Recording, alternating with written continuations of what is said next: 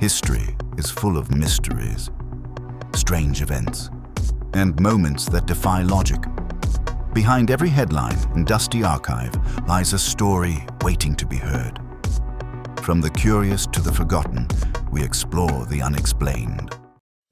On the morning of August 7th, 1994, the small town of Oakville, Washington, experienced something extraordinary.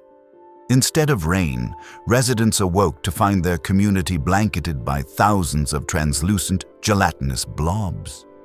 Roughly the size of rice grains, these strange formations clung to rooftops, cars, and streets, covering nearly 20 square miles. At first, the phenomenon seemed merely unusual, but soon it became alarming. Residents began to fall ill with severe flu-like symptoms. One woman collapsed in her home and was rushed to the hospital. A local police officer who handled the material also became violently sick. Even animals suffered. Pets grew ill shortly after exposure. Samples of the mysterious substance were sent for laboratory testing. Initial reports suggested the blobs contained human white blood cells. Yet puzzlingly, they lacked nuclei, meaning they were not cells at all. Further analysis revealed the presence of two species of bacteria, though neither was directly linked to human illness.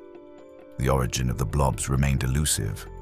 Some suggested they were jellyfish fragments blasted into the atmosphere during military bombing exercises over the Pacific. Still others suspected classified military experiments. Yet none of these theories were ever proven. Over time, all of the collected samples were exhausted during testing, leaving nothing for modern science to re-examine. The Oakville blobs slipped into legend, an unsolved mystery. But the story does not end there.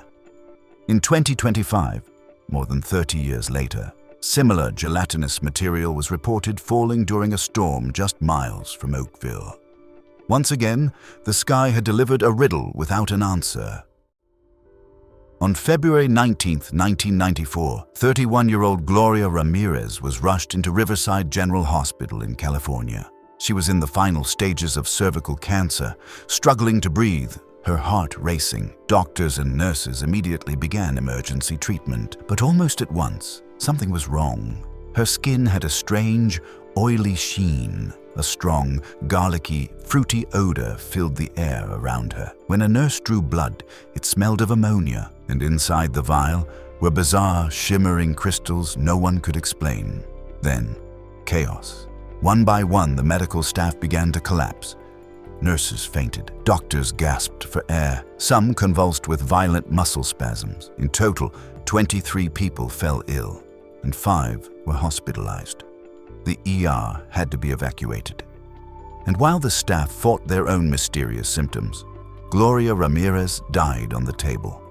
She became forever known as the Toxic Lady. But what happened? Some investigators claimed it was mass hysteria, that stress and suggestion triggered a chain reaction among the staff. But others pointed to a darker theory. Gloria had reportedly used dimethyl sulfoxide, or DMSO, as a homemade pain remedy. Under the conditions of the ER, it may have chemically transformed into dimethyl sulfate, a deadly, gas-like poison that explained the smell, the crystals, and why so many collapsed. The truth? Still debated. In 1971, in the quiet English town of Hexham, 2 young boys made a discovery that would spark one of Britain's strangest modern mysteries. While digging in their garden, they unearthed 2 small stone heads, roughly the size of a clenched fist. The carvings bore unsettling, human-like faces, one appearing male, the other female.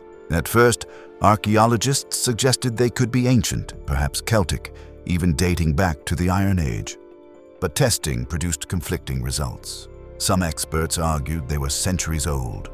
Others insisted they were modern replicas, carved only decades earlier. The debate has never been resolved. Yet it wasn't just the uncertainty of their age that made the Hexham heads infamous.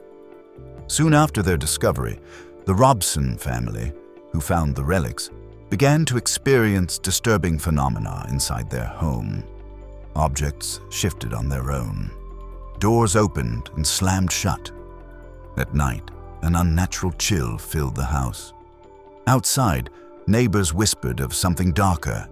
Several claimed to have seen a terrifying creature, half man, half beast, roaming the streets.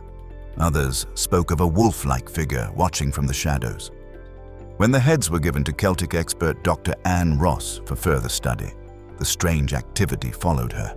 She later described footsteps echoing through her house, furniture moving without cause, and the persistent sense of a shadowy presence.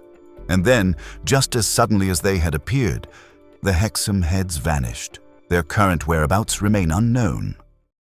On the morning of June 30th, 1908, deep in the remote wilderness of Siberia, near the Tunguska River, something extraordinary happened. Without warning, a massive fireball streaked across the sky, lighting up the taiga like a second sun. Moments later, an enormous explosion tore through the forest, flattening over 80 million trees across more than 2,000 square kilometers. The blast was so powerful, it shattered windows and knocked people off their feet hundreds of kilometers away. Yet no impact crater was ever found. For years, the event remained a mystery. The first scientific expedition didn't arrive at the site until 1927, 19 years later. What they found was astonishing.